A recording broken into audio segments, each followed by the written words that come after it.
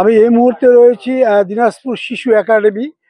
কিছুদিন আগে দিনাজপুর এই শিশু একাডেমি মিলনায়তনে দুর্নীতি দমন কমিশনের যে গণ শুনানি সেটি শুরু হয়েছে এবং ইতিমধ্যে আমরা দেখছি যে দিনাজপুর জেলার 127টি সরকারি বেসরকারি প্রতিষ্ঠান কর্মকর্তারা কিন্তু এখানে এসেছেন, যাদের বিরুদ্ধে অভিযোগ দায়ের করা হয়েছে।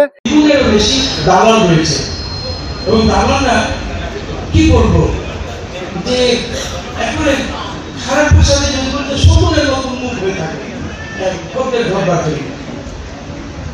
আমরা সরকারি কাজে গেছি, আমাদের বলেছে আসেন আসেন ওর পাল্লে করি না, আমাকে ভরসা করেন, দেখেন 5 মিনিটের মধ্যে আমরা সব কাজ করে দেবো, এইভাবে বলে। এই দালালগুলো দালাল চক্রকে পুরো ভেদ করে কিভাবে মানুষকে যাবে, এই গ্রামের মানুষকে আপনারা কেন সেটা লোকাল ভাষা আনাচ্ছেন না?